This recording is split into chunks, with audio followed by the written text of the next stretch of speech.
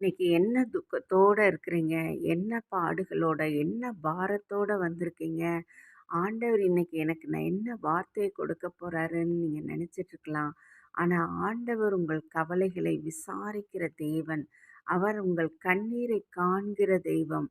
அவர் உங்களை காண்கிற தெய்வமாக அவர் உங்கள் மத்தியிலே வந்திருக்கிறார். உங்கள் கவலைகளை காண்கிறார். உங்கள் கண்ணீரை காண்கிறார். உங்கள் பாடுகளை கவனிக்கிறார். தேவன் அந்த பிரச்சனையிலிருந்து உங்களை விடுதலையாக்கும்படிக்கு உங்களை காண்கிற தேவனாக அவர் இறங்கி வருகிறார்.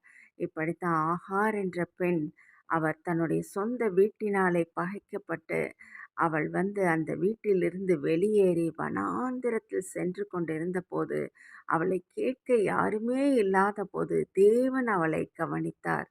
தேவன் அவளுடைய பாடுகளைக் கண்டார்.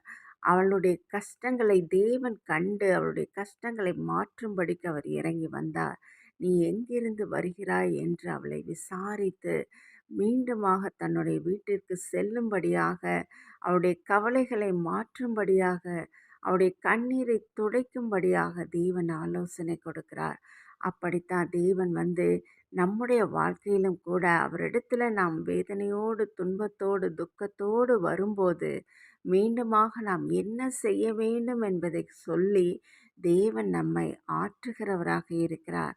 மீண்டும் மறுவாழ்வு கொடுக்கிற தெய்வமாக இருக்கிறார். அவர் நம்மை காண்கிற தெய்வம்.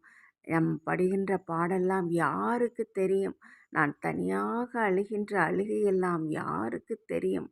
என் கண்ணீர் புலம்பல் எல்லாம் யாருக்கு தெரியும் என்று நீங்கள் நினைத்து கொண்டிருக்கலாம். ஆனால் ஆண்டவர் அதை கவனித்து கொண்டிருக்கிறார். உங்களை காண்கிற ஒரு தெய்வம் இருக்கிறார். அவர் உங்களை காண்கிறார். உங்கள் கண்ணீரை அவர் மாற்றுகிறார். கவலைகளை மாற்றுகிறார். துன்பத்தையும் துக்கத்தையும் அவர் எடுத்து போடுகிறார். இன்றே உன் படுக்கையை எடுத்துக்கொண்டு உன் வீட்டுக்கு போ என்று சொன்ன தெய்வம், அப்படியாக நம்முடைய பிரச்சனைகளை மாற்றி இன்றே அவர் சுகப்படுத்துகிறார். இன்றே அவர் பலப்படுத்துகிறார். இன்றே நம் குறைவுகளை நிறைவாக்குகிறார். நம் பாடுகளை அகற்றி போட்டு இன்பமான வாழ்வை கொடுத்து, நம் கண்ணீரை அகற்றிவிட்டு அதை களிப்பாய் மாற்றி நம்மை மகிழ பண்ணுகிறார்.